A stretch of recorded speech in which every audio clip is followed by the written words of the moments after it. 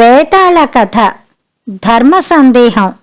విసుగు చెందని విక్రమార్కుడు చెట్టు వద్దకు తిరిగి వెళ్లి శవాన్ని చెట్టు నుంచి దింపి భుజాన వేసుకుని ఎప్పటిలాగే శ్మశానం కేసి నడవసాగాడు. అప్పుడు శవంలోని బేతాళుడు, రాజా, ఇంతసేపుగా మన ఇద్దరికీ మైత్రి నడుస్తున్నది కదా, నీకు నేను ఎక్కువ, ఆ శ్మశానంలోని బైరాగి భిక్షువు ఎక్కువ? ఈ ధర్మ సందేహాన్ని గురించి నువ్వు ఆలోచించాలి. ఇలాంటి ధర్మ సందేహాలు ఎవరికో ఎప్పుడో అరుదుగా ఏర్పడుతుంటాయి. వింధ్యదేశపు సేనాని కూతురైన రత్నావళికి కలిగిన ధర్మ సందేహాన్ని గురించి చెబుతాను, విని నీ శ్రమను మరిచిపో అంటూ ఈ విధంగా చెప్పసాగాడు.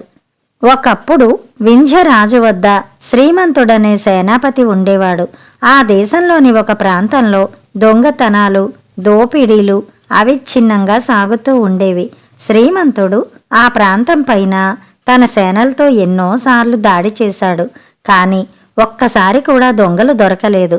దొంగలు వాళ్ళు కాజేసిన సొత్తు కూడా గారడీలాగా మాయమైపోతుండేది. దొంగల బాధ అనుభవించే వాళ్ళు కూడా ఎన్నడూ ఒక్క దొంగను కూడా పట్టలేకపోయారు. పోయిన సొత్తు తిరిగి ఎవరి కళ్ళా పడలేదు. ఇది శ్రీమంతుడికి పెద్ద సమస్య అయిపోయింది. దానితో అహోరాత్రాలు మదన పడుతుండగా ఆయనకు మరొక సమస్య వచ్చి పడింది. అది ఆయన కుమార్తె అయిన రత్నావళి వివాహ సమస్య. రత్నావళి చాలా అందమైనది, బుద్ధిమంతురాలు కూడాను. అందుచేత ఆమెను పెళ్లాడతామని అనేక మంది యువకులు, రాజవంశాలకు చెందినవారు సైతం వచ్చారు. ఈ యువకులలో రాజసింహుడనేవాడు కూడా ఉన్నాడు. అయితే రాజసింహుడు రత్నావళిని పెళ్లాడగోరి వచ్చినవాడు కాడు. అతని సేనాపతిని మరొక సహాయం అర్థించడానికి వచ్చాడు. అతని కోట దొంగలుండే ప్రాంతంలోనే ఉంది. దొంగలు అప్పటి వరకు అతని పైకి రాకపోయినప్పటికీ వారిని ఎలాగైనా పట్టుకుని శిక్షించాలన్న కోరిక అతనిలో ప్రబలంగా ఉంది. ఎందుచేతనంటే ఆ ప్రాంతానికి అతనే గొప్పవాడు. సేనాపతి గారు నాకు తగినంత సేనను ఇచ్చినట్టయితే వాళ్ల ఖర్చంతా నేనే భరించి పోషిస్తాను. మా కొండ ప్రాంతంలో నివసించే వాళ్లను సేనగా తయారు చేయగలను. కానీ వాళ్ళు చాలా మొరటు మనుషులు. అదీ కాక ఆ ప్రాంతంలో ఎవడిని నమ్మడానికి లేదు. మీరిచ్చే సేన నా కోటకు రక్షగా ఉండటమే కాక దొంగల జాడ తెలిసినప్పుడు వాళ్లను వేటాడడానికి కూడా పనికి వస్తుంది. నేను ఎన్నోసార్లు దొంగలను వేటాడి దాదాపు పట్టుకున్నాను కూడా. అయితే నా వెంట వచ్చిన వాళ్ళు సమయానికి పారిపోయి నన్ను దొంగలకు అప్పగించినంత పని చేశారు. కనుక నేను కోరిన ప్రకారం చేశారంటే మీ సమస్య కూడా తీరిపోతుంది అన్నాడు రాజసింహుడు సేనాపతితో. సేనాపతి ఏదీ నిర్ణయించక మునుపే రాజసింహుడు రత్నావళిని చూడడం తటస్థించింది. అతను రత్నావళిని వివాహం ఆడగోరి తన ఈ కోరికను కూడా సేనాపతికి నివేదించాడు. సేనాపతికి రాజసింహుడిపై గురి కుదిరింది. అతను అందమైన యువకుడు, వారిది గొప్ప వంశం. అతను దొంగలు చెలరేగే ప్రాంతంలో ఉంటున్నాడు. ఆ ప్రాంతంలో తనకు సన్నిహితుడైన బలవంతుడొకడుండడం అన్ని విధాలా మంచిది. అతను తన అల్లుడే అయ్యే పక్షాన కొంత సేనను అతని పరం చెయ్యడానికి సంకోచించనవసరం లేదు. ఇవన్నీ ఆలోచించి రాజసింహుడికి తన కుమార్తె రత్నావళిని ఇద్దామనే శ్రీమంతుడు నిశ్చయించాడు. ఆయనను ఒక్క విషయమే బాధించింది. అదేమిటంటే తన కుమార్తె వెళ్ళక అలాంటి ప్రాంతానికి కాపురం వెళ్ళటం. అయితే ఆయన ఈ దొంగల బెడద త్వరలోనే తీరిపోతుందని, అంతదాకా ఏదో ఒక మిషపైన తన కుమార్తెను తన వద్దనే ఉంచుకుందామని ఆశించాడు. రత్నావళి రాజసింహుల వివాహం వైభవంగా జరిగింది. మామగారిచ్చిన సేనతో రాజసింహుడు బయలుదేరేటప్పుడు అతని వెంట రత్నావళి కూడా బయలుదేరింది. అమ్మా, పెళ్ళి అయిందో లేదో, అప్పుడే మమ్మల్ని విడిచి వెళ్ళిపోవాలా? కొద్ది రోజులు ఇక్కడే ఉండరాదు? ఎప్పుడు వెళ్లాలని ఉంటే అప్పుడే నీ భర్త వచ్చి నిన్ను తీసుకుపోతాడు కదా. ఎంతో కాలంగా ఆ ప్రాంతంలో పరిస్థితి చాలా అరాజకంగా ఉన్నది అన్నాడు శ్రీమంతుడు కూతురితో. ఒకరిని పెళ్లాడినాక పుట్టింటిని అంటిపెట్టుకోవడం స్త్రీ ధర్మం కాదు నాన్న. మిమ్మల్ని ఏనాడు చూడాలనిపించితే ఆనాడే రాగలను. కొండంత భర్త అండగా నాకు దొంగల భయం ఉంటుందా అని రత్నావళి తండ్రికి నచ్చచెప్పి భర్త వెంట వెళ్ళిపోయింది. కాపరానికి వెళ్ళింది మొదలు రత్నావళికి మనశ్శాంతి లేదు. ఎవరి నోట విన్నా దొంగలు చేసే ఘోరాలే. వాళ్ళు చేసే దోపిడీలకు, హత్యలకు అంతులేదు. ఆమె ఉండే కోట చాలా పెద్దది. అందులో పగలంతా వందలాది నౌకర్లుండేవారు. కాని రాత్రి అయ్యేసరికి బిక్కు బిక్కుమంటుండేది. దీనికి తగ్గట్టుగా తరచూ రాత్రివేళ రాజసింహుడు దొంగలను వేటాడబోయేవాడు. రత్నావళి చీమ చిటుక్కుమన్నా హడలిపోతూ కన్ను మూయలేకపోయేది. దొంగలకు ఒక నాయకుడున్నాడట. వాణ్ణి గురించి, వాడి శక్తులను గురించి నమ్మశక్యం కాని కథలు ఎన్నో రత్నావళి విన్నది. తన భర్త పట్టుకోవడానికి ప్రయత్నించుతున్నది వాణ్ణే. ఏ అర్ధరాత్రి వేళ తన భర్త వాడికి చిక్కిపోతాడోనని రత్నావళి హడలిపోతూ తన భర్తని కాపాడమని 1000 దేవుళ్లకు మొక్కుకునేది. రాజసింహుడు సైన్యాన్ని తెచ్చి తన కోటలో ఉంచినా కూడా దొంగల విజృంభణ ఏమీ తగ్గలేదు. దొంగలు కోటపైకి వస్తే ఏమయ్యేదో గాని వారు ఆ ఛాయలకు రాలేదు. క్రమంగా రత్నావళి భయం తగ్గిపోయింది. ఆమె భర్తను గురించి కూడా భయపడ్డం మానేసింది. 1 ఏడాది గడిచింది. రత్నావళి ఒక పిల్లవాణ్ణి కన్నది. ఆ పిల్లవాడికి ఒక దాదిని ఏర్పాటు చేశారు. ఈ దాది రత్నావళి వెంట వచ్చినదే. ఒక రోజున ఈ దాది కంగారుగా రత్నావళి గదికి వచ్చి, అమ్మా, మనం ఇక్కడ ఒక్క క్షణం కూడా ఉండరాదు. వెళ్ళిపోదాం పదండి. దొంగలంటే ఎవరో కాదు, మన కోటలో రోజూ పనిచేసేవాళ్లే. వాళ్ల నాయకుడు కూడా మన అయ్యగారే.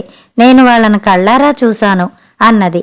ఈ వార్త విని రత్నావళి నిర్ఘాంతపోయింది. కాని కొంచెం ఆలోచిస్తే అది నిజం కావచ్చునని ఆమెకు తోచింది. అందుకే దొంగలు ఏనాడూ ఈ కోటపై పడలేదు. అందుకే తన భర్త దొంగల నాయకుణ్ణి ఇన్నాళ్లుగా వేటాడుతున్నప్పటికీ ఆయనకు ఏ అపాయమూ రాలేదు.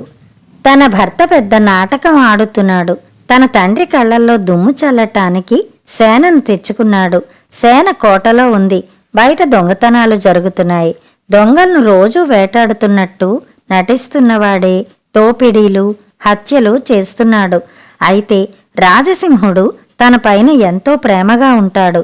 అటువంటి వాడు దొంగ, హంతకుడు అని ఆమె నమ్మలేకపోయింది.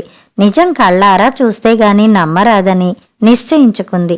ఒకనాటి రాత్రి రాజసింహుడు బయటికి పోబోతుంటే రత్నావళి బలవంతం చేసి అతన్ని ఉంచేసింది.